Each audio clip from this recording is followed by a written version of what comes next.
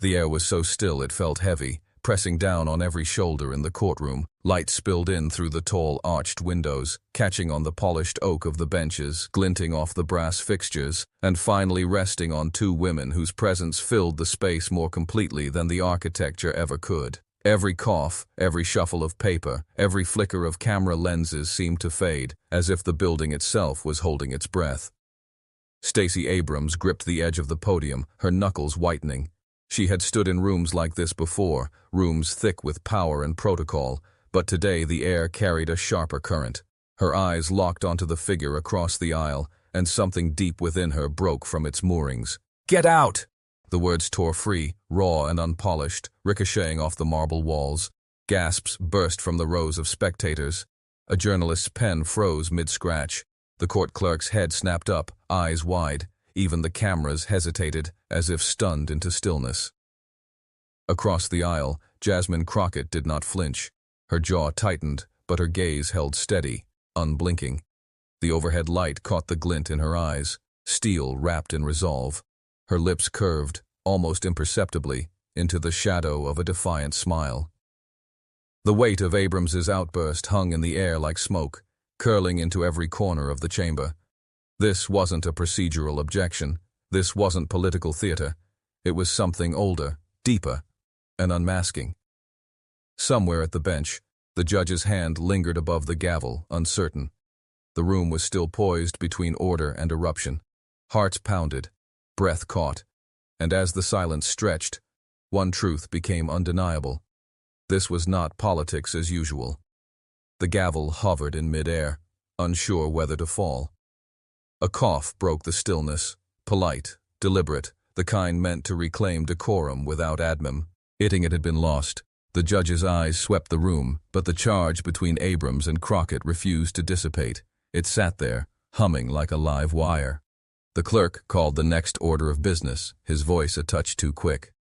Case 23-174, Abrams et al. Versus State of Georgia et al. Parties present? Abrams straightened, shoulders squaring into the posture of someone who had been preparing for this moment her entire career. "Present for the plaintiffs," she said, her tone back under control, but the echo of her earlier fury still clung to her words. Across the aisle, Crockett rose with deliberate slowness. "Present for the amici curiae," she replied, her voice low but sharp enough to cut through the room, here on behalf of the coalition challenging the state's enforcement mechanisms. It was more than procedural language. It was a declaration of alignment and defiance in one breath. The courtroom's collective memory was long. Everyone here knew Abrams's decades of voter access battles, the bitter taste of 2018's gubernatorial loss still shaping her every strategy. And everyone knew Crockett's reputation in Congress, her fierce cross-examinations, her unflinching defense of marginalized voices, her refusal to trade sharp truth for political convenience. Their alliance on paper had seemed inevitable. Both women championed democracy's promise, both fought against voter suppression. But under the surface, a fissure had grown. Abrams favored long-game reform, building coalitions, chipping away at unjust laws through legislative patience. Crockett believed in the courtroom as battlefield, where injustice should be met head-on, loudly, even at the cost of civility. In a closed-door meeting months earlier, its contents whispered through activist circles, Crockett had told Abrams, "We're not negotiating with thieves while they're still in the house." Abrams had responded, and with a thin smile and the kind of silence that said more than words. Now that fissure had reached open court. Abrams gestured toward the stack of exhibits on her table. "We will demonstrate through sworn testimony and documentary evidence that the recent election protocols are not merely flawed, but intentionally designed to reduce participation among minority communities." Crockett didn't wait her turn. She stepped forward, almost challenging the invisible barrier of decorum. "And we will prove," she said, voice rising, "that those responsible for these protocols have acted with deliberate malice, and that this court has the power today to dismantle them." The judge's brow furrowed. "Representative Crockett, this is not your floor."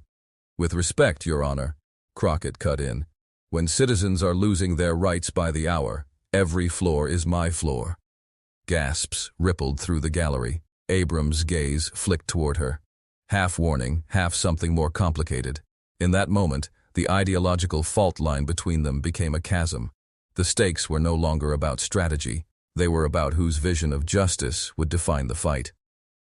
The first witness was sworn in under the crackle of cameras.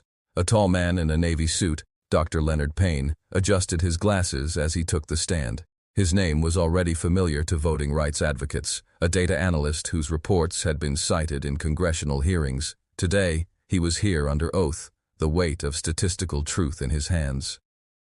Abrams approached with the calm precision of someone accustomed to laying bricks for a long road ahead. Her voice was smooth, deliberate. Dr. Payne, in your review of the 2022 and 2024 election cycles, did you observe changes in provisional ballot rejections? Yes, he said, leaning into the microphone. Rejections increased by 38% in counties with higher concentrations of Black and Latino voters. In some districts, the rate doubled. Murmurs rippled through the gallery. Abrams didn't flinch. And what factors contributed to those rejections? He hesitated. Not because he didn't know, but because he knew exactly how loaded the answer was. New ID verification requirements, shortened ballot submission deadlines, and reduced ballot drop box access in targeted precincts. From her seat, Crockett's fingers tapped a restless rhythm against the table. She'd heard enough of the slow build. When Abrams finished her direct, she rose before the judge could even prompt her. Dr. Payne, she began, voice edged with urgency. You said targeted precincts. Let's be plain. Was this random? He shook his head.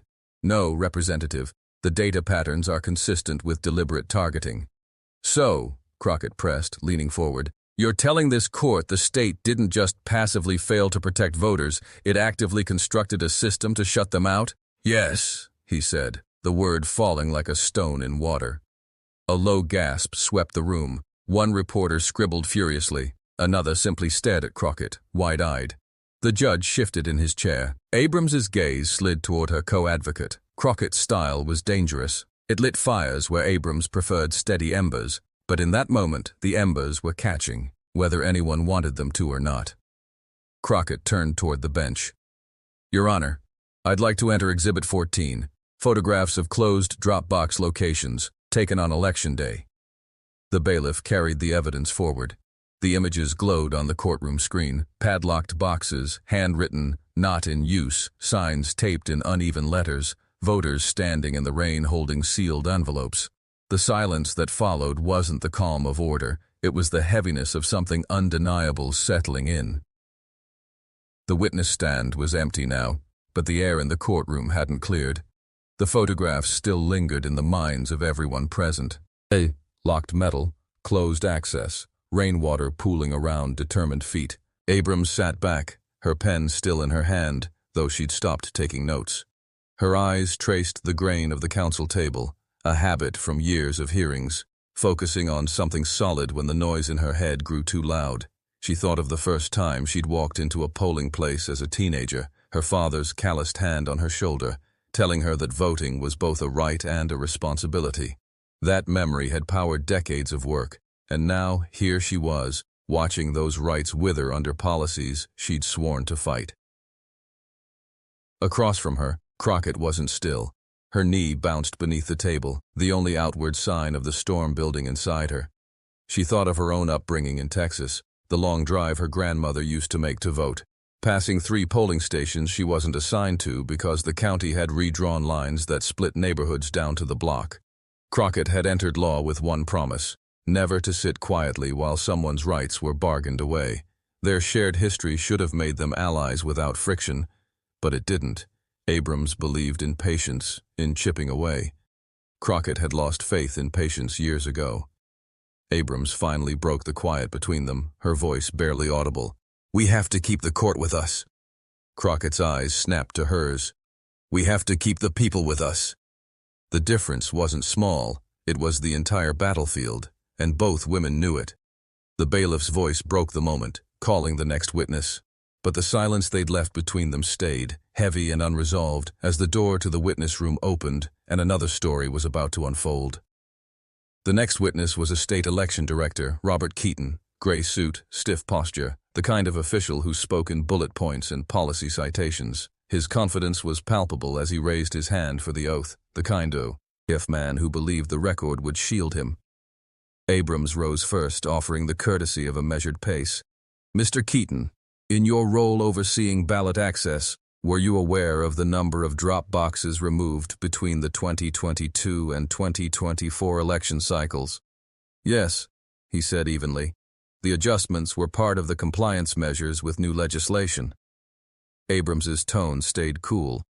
And were those removals proportionally distributed across all counties? He hesitated, but not long enough to seem rattled. They were implemented in accordance with statutory guidelines. Across the aisle, Crockett's eyes narrowed. She could hear the dodge in his language like static under a broadcast. Abrams pressed again, but Keaton gave the same legislative shield. When Abrams stepped back, Crockett was on her feet before the judge could even glance her way. Mr. Keaton, she began, her voice pitched to cut through the chamber's stillness. How many drop boxes were removed from majority white precincts? He shifted. I don't have that figure in front of me. Then let me help you, she said, pulling a document from her folder. 0. Not 1. Meanwhile, majority black precincts lost over 60% of theirs. Are you seriously asking this court to believe that's coincidence? The judge interjected. Representative Crockett, please. With respect, Your Honor, I'm cross-examining, she said, not looking away from Keaton. And I'll stop when this witness answers the question without hiding behind statutory guidelines. A flicker of irritation crossed Abrams's face, partly at Keaton's evasions, partly at Crockett's disregard for judicial patience. The press gallery leaned forward, pens ready. Keaton cleared his throat. The law, no, Crockett snapped, cutting him off. The law doesn't require targeting black voters. People do. You did. Gasps cracked through the gallery. The judge's gout. Avil came down hard. Order. But the damage, or the clarity, was done. Abrams felt the gallery's energy shift toward Crockett's fire, and for a moment she wondered whether her own measured tone was starting to sound too much like caution. By the time the court recessed for lunch, the confrontation between Crockett and Keaton had already escaped the confines of the chamber. Outside, the plaza swarmed with reporters, boom mics angling overhead like a forest of steel branches. The air was thick with questions shouted over each other, camera shutters clicking in rapid bursts. Clips of Crockett's exchange were already looping on cable news panels, her words spliced with the grainy still of Keaton mid-blink, looking cornered. On social media, hashtags bloomed like wildfire. #Crockett cuts through, #Abrams and Crockett, and for the critics, #courtroom chaos. Abrams stepped out, flanked by aides, her expression carefully composed. She gave the briefest of statements. We are here to restore the rights of Georgia's voters, and that's what we will prove in court. Then she moved on, the calm in her voice a deliberate counterweight to the morning's fireworks. Crockett, emerging moments later, did not give counterweight. She gave momentum. The people of Georgia need to know their voices were targeted and silenced. This isn't about politeness. It's about power, and who's hoarding it. Her tone carried the same intensity as in court, and the crowd ate it up. That afternoon, cable news split-screened them. Abrams steady, focused, speaking to long-term reforms. Crockett fiery, uncompromising, demanding immediate action. Commentators debated whether they were a perfect pairing of strategy and passion, or a public rift waiting to explode. Inside the courthouse, the judge was already aware of the outside noise. He knew the trial was now being argued in two arenas, one under his jurisdiction and another that answered to no Giaz. Avil. And in that second arena, the momentum was tilting, not toward patience, but toward fire. The private conference room was quiet enough to hear the hum of the fluorescent lights. The blinds were drawn tight, shutting out the swarm of reporters just beyond the courthouse steps. Abrams stood near the table, papers in hand but untouched, as if the documents could act as a shield between her and the conversation she knew was coming. Crockett closed the door behind them with a firm push, the latch clicking like a trigger. She didn't sit. "You're letting him get away with it," she said flatly. Abrams didn't look up. I'm building a record the judge can use without being overturned on appeal. Crockett stepped closer, voice rising. You're building a record while they're dismantling an election. Do you understand how that sounds to the people who are already losing faith? Abrams's eyes finally lifted, sharp now. And do you understand how it sounds to a judge when you treat cross-examination like a rally? One bad ruling and we lose everything, maybe for years. Crockett gave a short, humorless laugh. Years? We don't have years. They're closing polling places in neighborhoods where it takes 2 buses and a half-mile walk just to get to the ballot line. You think those voters care about your appeal strategy? For a moment, neither spoke. The distance between them wasn't just ideological, it was generational, strategic, almost spiritual. Abrams believed in patience because she'd seen slow change work. Crockett believed in urgency because she'd seen patience fail. Abrams finally said, low but firm, "We can't win if we burn down the court while standing in it." Crockett's reply was just as steady. "We can't win if we pretend it's not already on fire." The clock on the wall ticked between them, marking the seconds until they'd have to put their masks back on and walk into the Watertain courtroom as if nothing had been said. The afternoon session resumed with the usual formality, but there was an undercurrent in the room, an expectancy, as though the air itself knew something was about to change. The bailiff called the next witness, and when the door to the witness room opened, a ripple moved through the gallery. It was Sheila Torres, a mid-level county elections employee. Her name hadn't been on the published witness list. Even Abrams's brow furrowed in surprise as she took the stand. Sheila was sworn in, her hands trembling just enough to catch the judge's attention. When she began speaking, her voice was soft but steady. "I was instructed to remove ballot drop boxes from certain precincts," she said, "and to log the removals as maintenance closures." Abrams leaned forward. "Who gave you those instructions?" Sheila hesitated, glancing toward the state's counsel. "My supervisor, but he said it came directly from the Secretary of State's office." A sharp murmur ran through the room. Crockett's eyes lit with a flash of opportunity. "Did your supervisor explain why these specific precincts were targeted?" "Yes," Sheila said, voice catching. "He said they were high-risk zones." She paused. That was the term, but everyone knew it was code for majority black districts.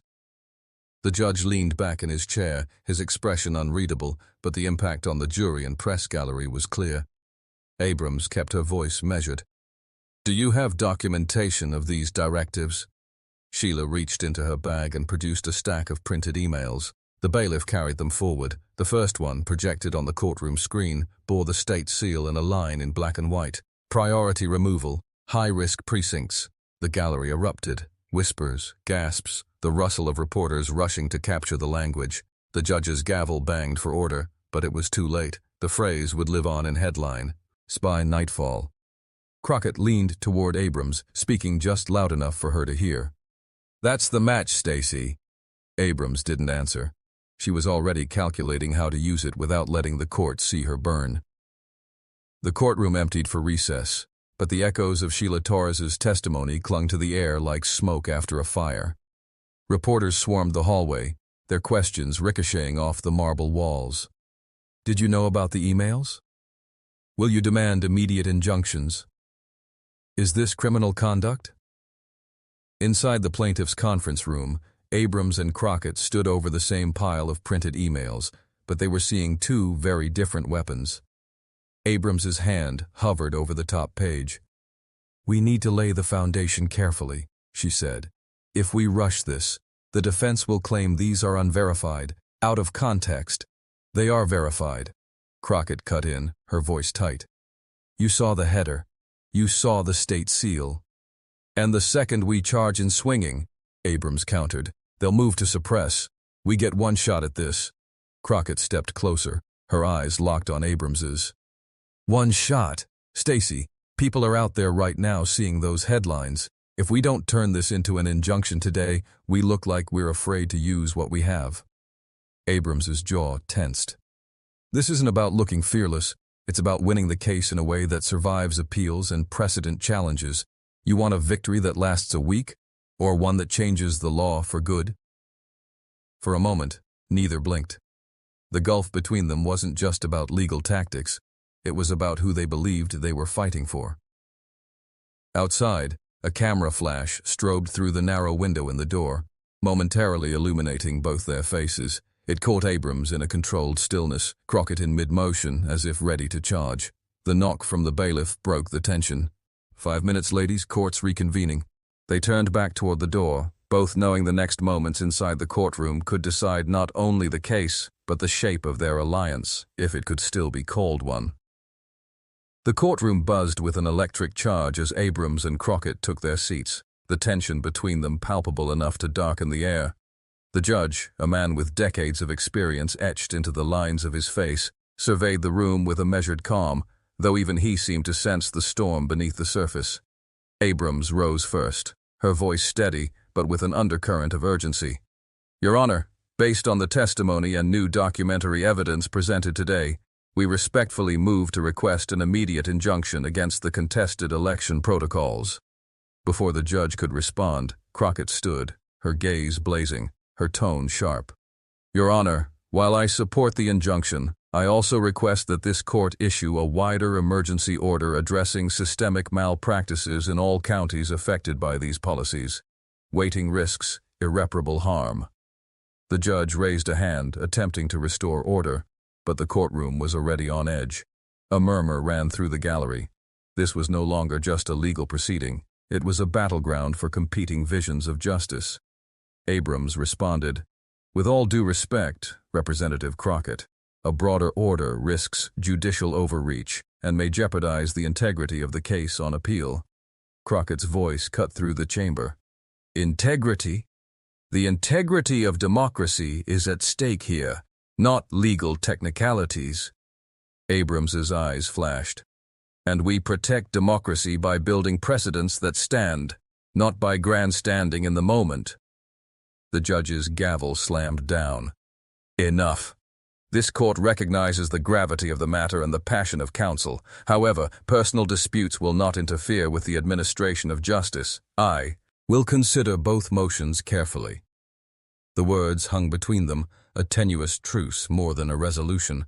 As the courtroom began to clear, Abrams and Crockett exchanged a look, equal parts respect and frustration, knowing this battle was far from over, but that today had changed everything.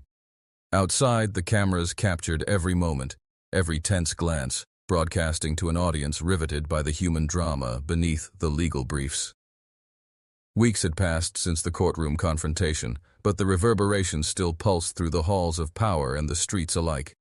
The judge's ruling was not the sweeping injunction some had hoped for, nor the cautious delay others feared.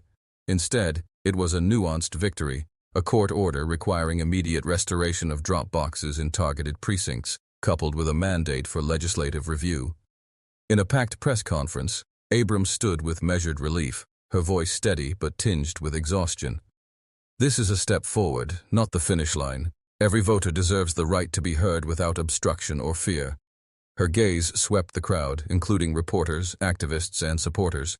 We will continue to fight until that right is guaranteed for all.